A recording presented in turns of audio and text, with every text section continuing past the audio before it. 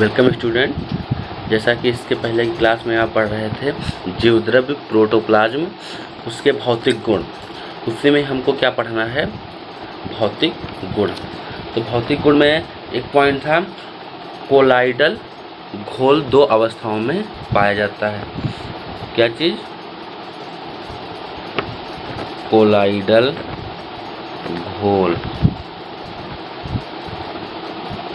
यह दो अवस्थाओं में पाया जाता है जो एक दूसरे में आसानी से बदल सकता है। क्या होता है? ये जो कोलाइडल घोल जो होता है वह आसानी से एक दूसरे में क्या हो सकता है, बदल सकता है। जैसे नंबर 1 साल,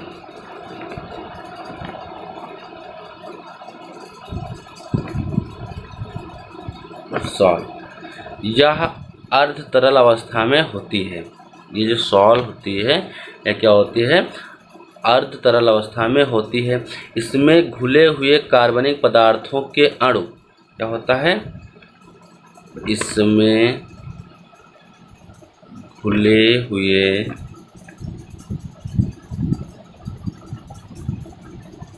कार्बनिक पदार्थों के अणु दूर दूर बिखरे रहते हैं। यानी कि साल जो होता है यह क्या होता है, अर्ध तरल अवस्था में होती है। इसमें घुले हुए कार्बनिक पदार्थों के अणु जो होते हैं वह क्या होते हैं, दूर दूर बिखरे रहते हैं। इसी प्रकार से जेल,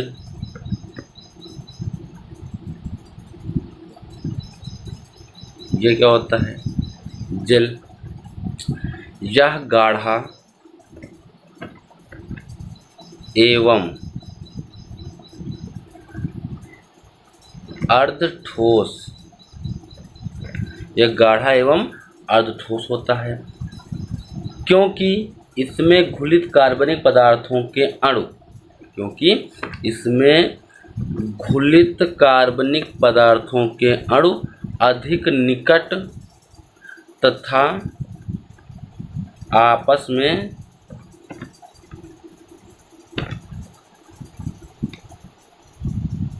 जुड़े रहते हैं। आपस में जुड़े रहते हैं। साल के अंदर, यानी कि जो सॉल होता है इसके अंदर निलंबित कण एक दूसरे से टकराकर इधर उधर गति करते हैं। कणों की इस गति को ब्राउनी गति कहते हैं। क्या कहते हैं? ब्राउनी गति कहते हैं।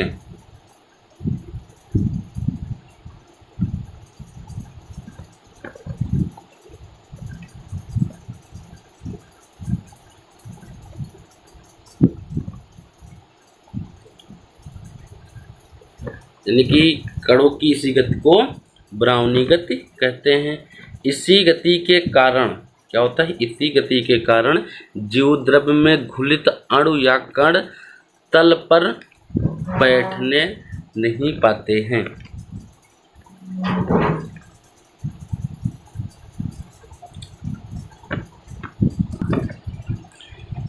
यानी कि इसी गति के कारण क्या होता है कि जीवद्रव्य में घुलित अणु या जो भी कण होते हैं वह तल पर बैठने नहीं पाते हैं। इसी तरह क्या पढ़ेंगे, रासायनिक गुण। अब इसके पहले पढ़ रहे थे भौतिक गुण, अब क्या पढ़ेंगे, रासायनिक गुण। जीवद्रव्य एक जटिल मिश्रण है। जीवद्रव्य एक जटिल मिश्रण है जिसमें लगभग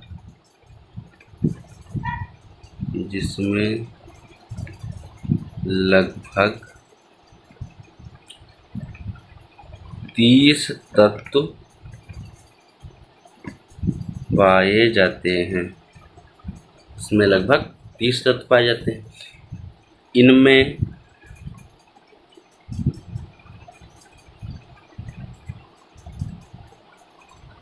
ऑक्सीजन, कार्बन, हाइड्रोजन तथा नाइट्रोजन मुख्य हैं, जो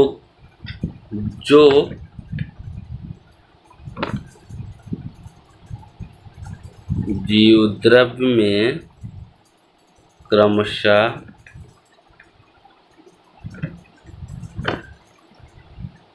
62%, 20%, 10% तथा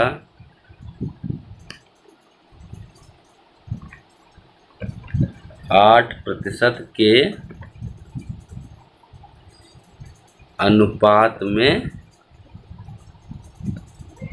पाए जाते हैं।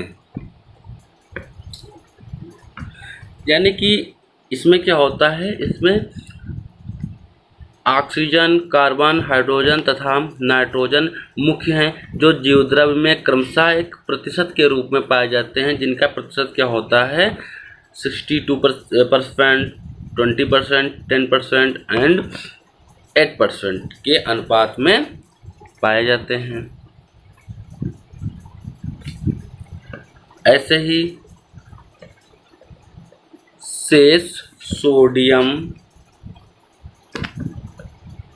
क्या होता है, सोडियम, पोटेशियम, सोडियम, कैल्शियम, लोहा, पोटेशियम तथा सल्फेट इत्यादि पदार्थ भी सूक्ष्म मात्रा में पाए जाते हैं। यानी कि इसके अलावा क्या होता है कि सोडियम, पोटेशियम, कैल्शियम, लोहा तथा सल्फेट इत्यादि पदार्थ भी सूक्ष्म मात्रा में पाए जाते हैं। इनके अलावा जीवद्रव्य में भी कार्बनिक तथा अकार्बनिक पदार्थ भी घुले रहते हैं। यानी कि इसके अलावा जो होता है तो बहुत सारे जो भी कार्बनिक अकार्बनिक पदार्थ होते हैं वो भी क्या होते हैं, जीवद्रव्य में भी घुले होते हैं।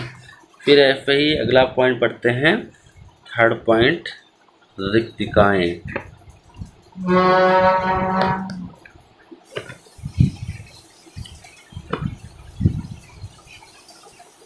वैक्यूम,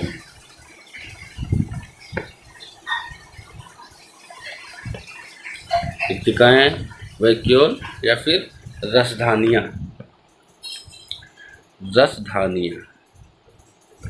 ये प्रायः पादप कोशिकाओं में पाई जाती हैं। यानी कि जो रिक्तिकाएं होती हैं ये मुख्य रूप से पादप कोशिकाओं में पाई जाती हैं। तरुण कोशिका में इसका आकार छोटा एवं संख्या में अधिक तथा परिपक्व कोशिका में इनका आकार काफ़ी बड़ा एवं संख्या में कम होता है। यानी कि कहने का तात्पर्य यह है कि जो भी इनकी तरुण कोशिका में इनका जो आकार होता है वह क्या होता है, छोटा होता है। यानी कि छोटी छोटी रिक्तिकाएँ पाई जाती हैं और संख्या में क्या होती हैं, अधिक होती हैं। लेकिन जब ये परिपक्व कोशिका में इनका आकार क्या होता है कि काफ़ी बड़ा एवं संख्या कम हो जाती है। रिक्तिकाएँ विभिन्न आकारों की पाई जाती हैं। रिक्तिका की चारों ओर कोशिका द्रव्य की एक पतली एवं झिल्ली के रूप में पाई जाती है। एक पतली परत एवं झिल्ली के रूप में पाई जाती है, जिसे टोनोप्लास्ट क्या कहते हैं, इसे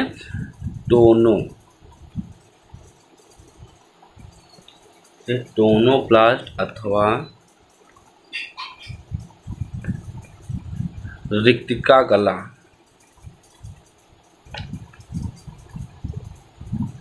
टोनोप्लास्ट अथवा रिक्तिका कला कहते हैं। क्या कहते हैं? रिक्तिका कला कहते हैं। रिक्तिका के अंदर, यानी कि रिक्तिका के अंदर एक तरल पदार्थ भरा रहता है, जिसे क्या कहते हैं? रिक्तिका रस। जिसे क्या कहते हैं? रिक्तिका रस। खनिज लवण जैसे नाइट्रेट्स,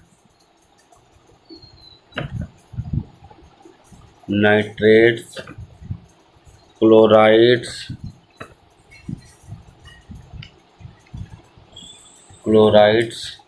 फास्फेट,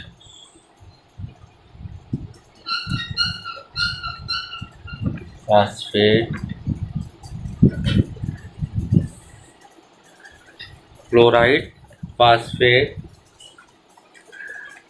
आदि, कार्बोहाइड्रेट्स, एमाइड्स, अमीनो अम्ल, प्रोटीन, कार्बनिक अम्ल, विभिन्न रंग द्रव्य एवं अवशिष्ट उत्पाद आदि पाए जाते हैं। यानी कि अनेकों प्रकार के कार्बनिक पदार्थ पाए जाते हैं।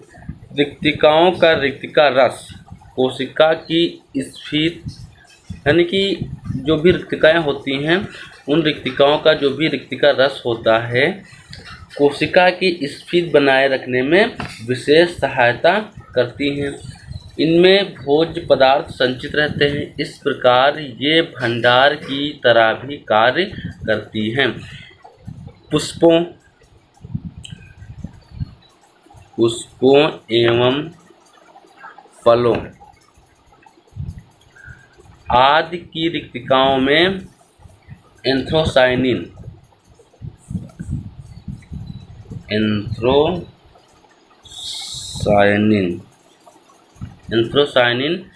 पाया जाता है, जो इनको विभिन्न रंग जैसे नीला, बैंगनी, लाल, गुलाबी आदि प्रदान करते हैं। यानी कि पुष्पों एवं फलों आदि की रिक्तिकाओं में जो एंथ्रोसायनिन पाया जाता है, जो क्या करता है? विभिन्न रंग उत्पन्न करता है, जैसे नीला, बैंगनी, लाल, गुलाबी आदि प्रदान करता है।